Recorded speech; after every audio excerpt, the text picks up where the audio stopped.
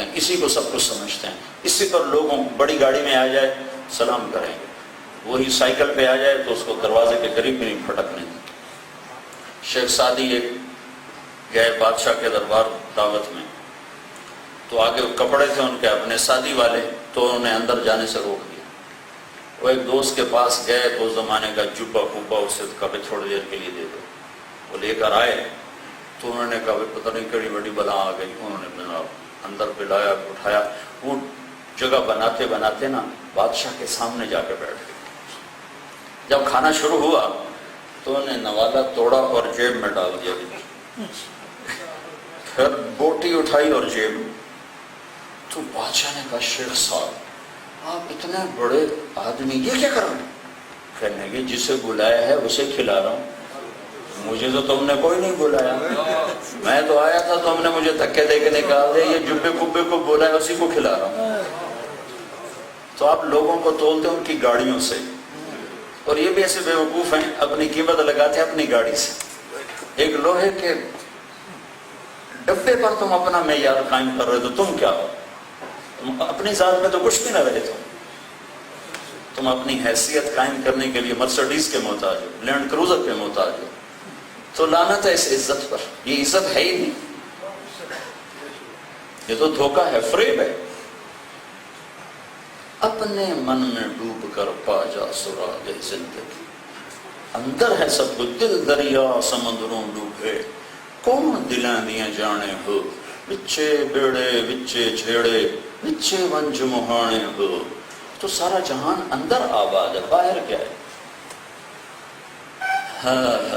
گدھے کو 3 piece suit بٹھا کے اسے BMW میں بٹھا دو، تم اس کو بھی سلام کرو۔ زمین آسمان سے قیمتی انسان آ جائے سائیکل پر، کہو گے برگڑو برگڑو، کتوں آگے کتوں آگے برگڑو۔ تو یہ وہ تاثر ہے جو ہم نے غیر مسلم سے دیا ہے کہ وہ چیزوں کو تولتے ہیں، چیزوں کو پرکھتے ہیں۔ ایک زندگی ایمان والی کی ہے، اس کا معیار اور ہے، وہ اسے گزرگاہ سمجھتا ہے، کہتا ہے وَمَا الْحَيَاةُ الدُّنْيَا إِلَّا مَتَاعُ الْغُرُورِ۔ وہ یہ دھوکہ ہے جو وہ نظر آ رہا ہے وہ ہے نہیں، متاع قلیل، یہ تھوڑے دن کا ساز و سامان ہے، اصل منزل میری آخرت ہے۔ ان کا طرز زندگی اور ہو جاتا ہے۔ مَن يُطِعِ اللَّهَ وَرَسُولَهُ فَقَدْ فَازَ فَوْزًا عَظِيمًا۔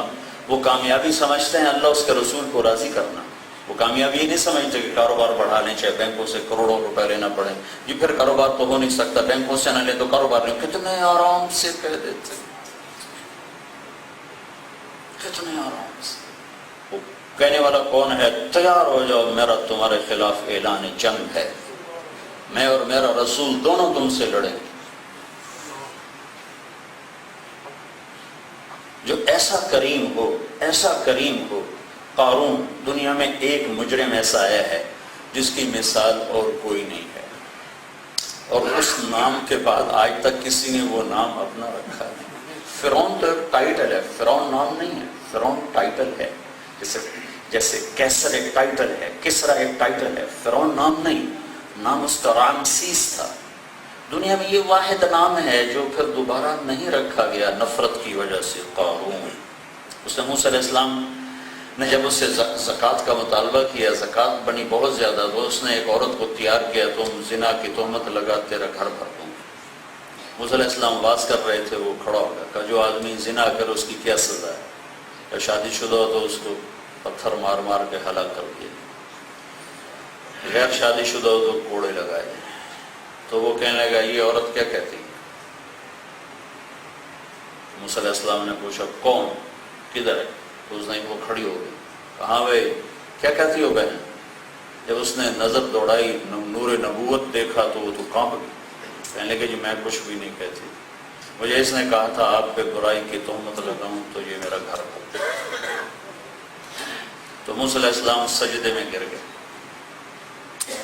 تو اللہ تعالیٰ نے کہا زمین تیرے تابع ہے، جو کہے گا کرے گا۔ تو موسیٰ علیہ السلام کھڑے ہوئے اور زمین سے کہا پکڑو اسے۔ تو وہ جب اندر گیا تو اسے پتہ چل گیا کہ میں مارا گیا، تو کہنے لگا موسیٰ مجھے معاف کر۔ تو موسیٰ علیہ السلام نے کہا اور پکڑو۔ اور چلا گیا. کہنے لگا موسیٰ مجھے معاف کر. تو انہوں نے کہا اور پکڑو. وہ معافی مانگتا رہا اور موسیٰ علیہ السلام کہتے رہے اور پکڑو. وہ سارا زمین میں دھنس گیا. جب وہ زمین میں دھنس گیا تو اللہ تعالیٰ نے فرمایا موسیٰ بڑا مضبوط ہے تیرا دل، اتنی معافی پر بھی تو نرم نہ ہوا. میری عزت کی قسم ایک دفعہ مجھے بلاتا میں معاف کر دیتا، تجھے میں آپ پہ ہی راضی کر دیتا. وعزتی وجلالی لو استغاثنی لاغثته، مجھے میری عزت کی قسم ایک دفعہ مجھ سے معافی مانگتا میں معاف کر دیتا. جو اتنا کریم رب ہو وہ کہتا ہے یا سود چھوڑ دو یا میرا تمہارے خلاف اعلان جنگ. اور اسلام آباد کا تاجر کہتا ہے جی کام نہیں چلتا، کام نہیں چلتا. اللہ کیا جرأت ہے بھائی،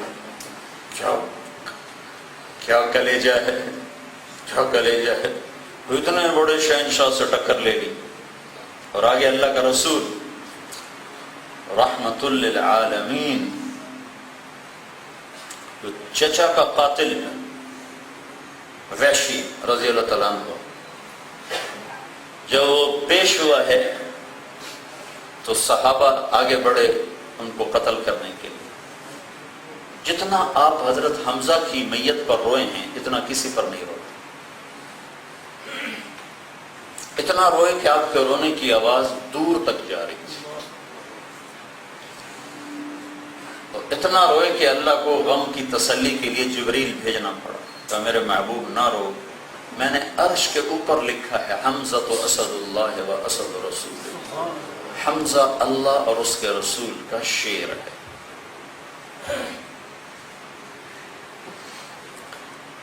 اور 70 دفعہ نماز جنازہ پڑھی، 70 دفعہ. آج تک کسی کا جنازہ اتنا دفعہ نہیں پڑا. 70 آدمی شہید ہوئے تھے جنگ احد میں. 70 تو میتیں آتی تھیں اور جنازہ پڑھنے کے بعد اٹھا دی جاتی تھی، لیکن حضرت حمزہ کی میت پڑی رہتی تھی. تو سب سے آخری جنازہ جب پڑھا گیا تو اس کے ساتھ حضرت حمزہ کی میت کو اٹھایا. اتنا دکھ اٹھایا اپنے چچا. اور جب مکے میں مدینے میں داخل ہوئے شہادت کے بعد تو آپ کے خاندان کے کوئی لوگ مدینے میں تھے نہیں، ابھی سارے مکے میں تھے. اور شہداء کی اکثر تعداد مدینے کی تھی. کوئی 68 آدمی انصار مدینہ شہید ہوئے، 4 مہاجر شہید ہوئے، ان میں ایک حضرت حمزہ ہے. تو جب آپ مدینے میں داخل ہوئے تو ہر طرف سے رونے کی آواز آ رہی تھی. تو ہمارے نبی پھر رونے لگے اور فرمایا سب کے رونے والے ہیں اور حمزہ پہ رونے والا کوئی نہیں.